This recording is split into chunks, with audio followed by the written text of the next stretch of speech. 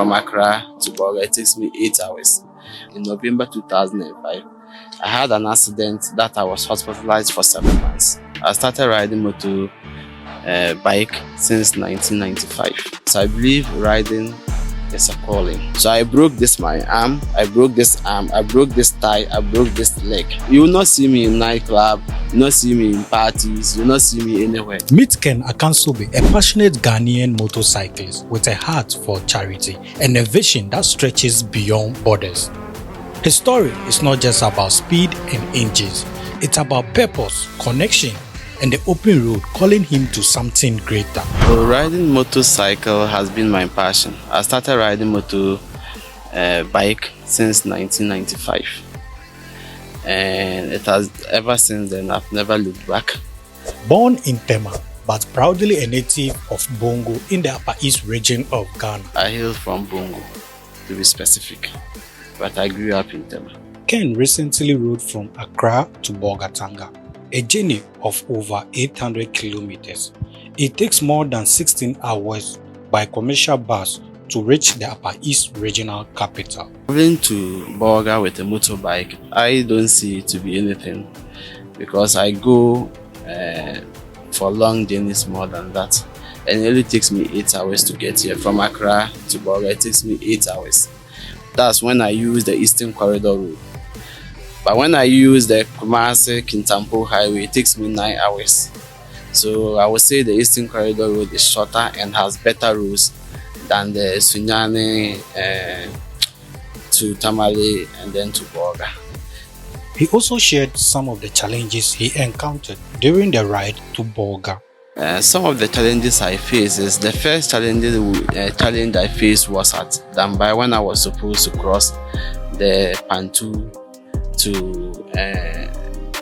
come to Bolgatanga here, because we got there and the Pantu was like, we are not many, so they can't just move it. So we decided that we'll wait for the military one that is there. So we waited for about 2 hours before crossing.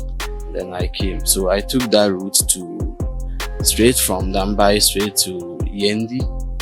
Then from Yendi I went to Nalerigo, through Nalerigo to Wale, and then to Bolgatanga. When I got to Yendi, I had a flat tire, and because my motorbike is tubeless, I had the repair case already, so I repaired it myself, and then I came through.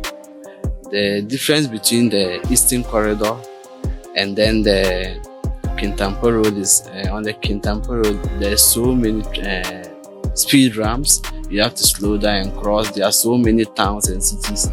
You can't speed like you wish to speed. So that make up for the delay of 1 hour before you get to Bolga.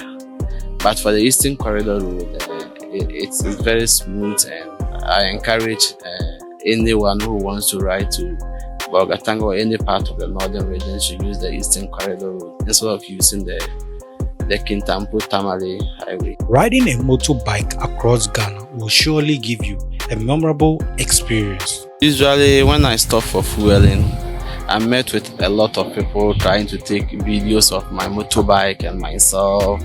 And then when I get to the villages, I'm met with you have to slow down because you're entering into a town.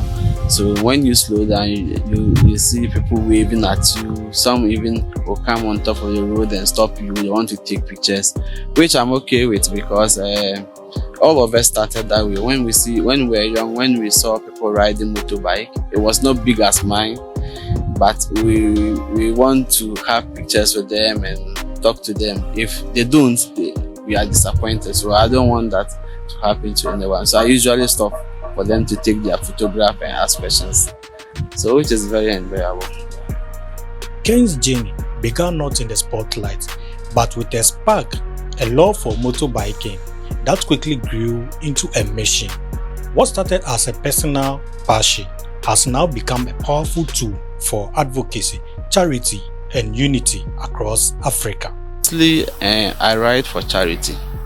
So in Accra, I have 3 groups that I join. We have so many biker groups in Accra, but I have 3 groups. One is the Harley Davidson group, That one you have to owe a Harley Davidson to belong to that group.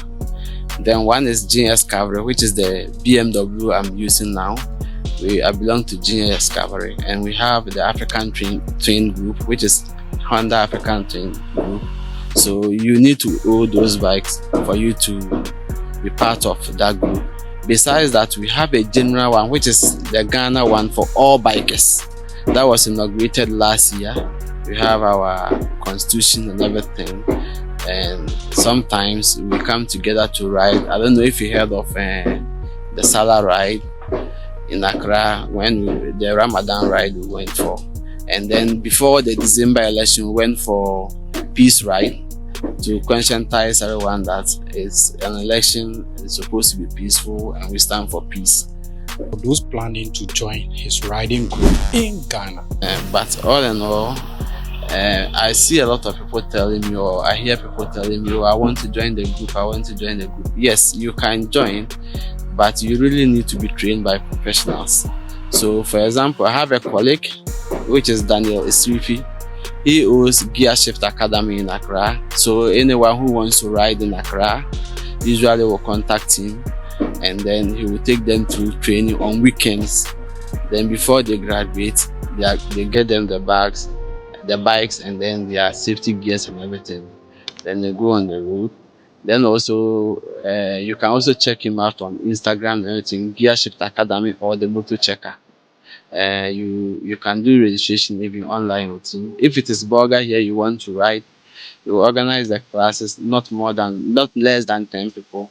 He will come and do the classes for them. He will bring his motorbikes, train them on it, and then they can begin to ride with us if they want to. In addition, Ken offers advice for individuals or group planning to ride from Accra to Bolgatanga on a motorbike. One, the person who wants to ride from Accra to Bolga must be someone who has been trained, someone who takes his health and safety seriously. So you wear your gear. This is not proper. It's because I'm in town, so I have my helmet and this and my gloves. But I'm supposed to wear the riding jacket, the riding boots, and then the riding trouser. We first of all need to get them. I must tell them, or it will interest them to know that it is bike or motor riding is an expensive hobby. This is not cheap to be a biker. So I must tell them. So if they really want to, then they should be prepared to spend more, especially on their safety gears. Because one, if you fall down and you survive, you can always buy another bike. But if you fall down and you don't survive, or you are dismayed, or you turn to a vegetable, how then can you ride, or how can you even buy a bike again? So we always conscientize people to put on their helmets, their safety gloves, their riding boots and jackets. And then also, you can't just use any bike. Fine, you can use even a 250 to Bolga, but the point is that you stress the bike. At the end of the day, when the bike comes to Bolga and go back, it means that you have to replace the engine. That's why we usually prefer bigger engines for long journey.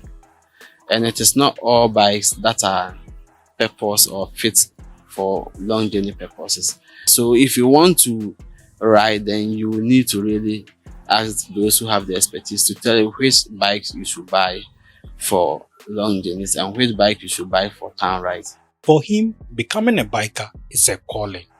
Or riding, or for motorbikes, you don't have to force yourself.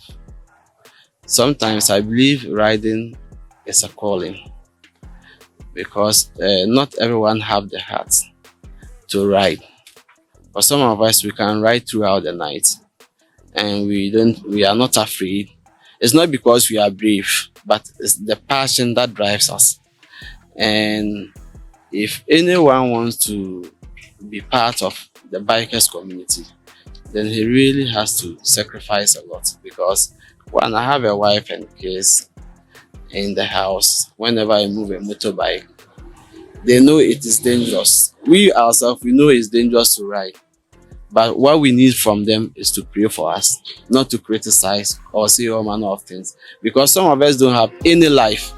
We don't have any social life. You will not see me in nightclub. You will not see me in parties. You will not see me anywhere. Apart from maybe a family funeral, a friend funeral, that you see me around. But that one, even when I do the needful, then I'm gone. So riding is the only hobby I have. So if I'm met with resistance or people trying to tell me don't ride and this, then I don't know what they want me to use as hobby. So I really encourage people that whenever they see us riding or they see me riding, those who know me personally, they should rather pray for me instead of criticizing or saying all manner of things to discourage me. I have passed that because in 2005, in November 2005, I had an accident that I was hospitalized for 7 months.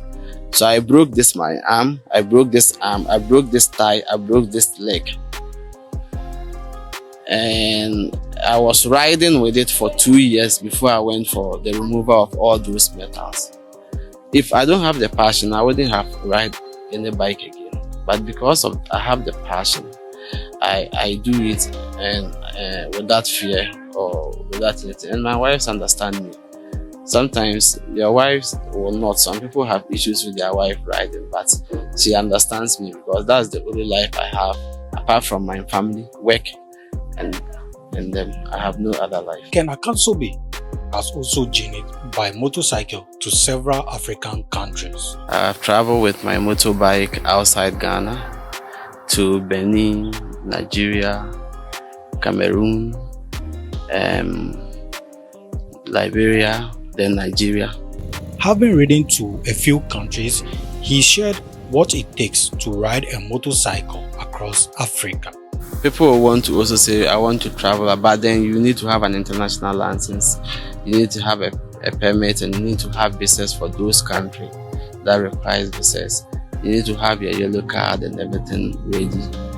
And then when you are traveling in Africa, it's supposed to be border free, but it's not as per everyone think it is. Because when you are entering into a country border, I realize a lot of motorists make mistakes.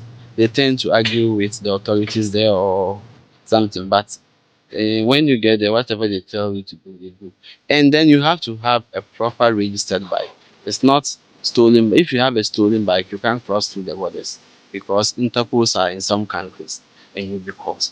So you need to have a proper bike, properly registered with the chassis number, everything correct before you decide to embark on those journeys. In his next big move, he reveals plans to ride to more African countries, embarking on another challenging but promising adventure. I'm yet to go in August to Morocco, Tunisia, and then Algeria. Yes. So in August, I'll be embarking on that journey, but I will start from Accra and go. Ken Akansobi's journey is nothing short of inspiring. He went from nearly quitting biking to now riding for a powerful cause. Join him on his incredible adventure by following him on TikTok at Ken Akas for exclusive updates on his current ride and his upcoming challenge across Morocco, Tunisia, and Algeria. Don't miss out on this amazing journey.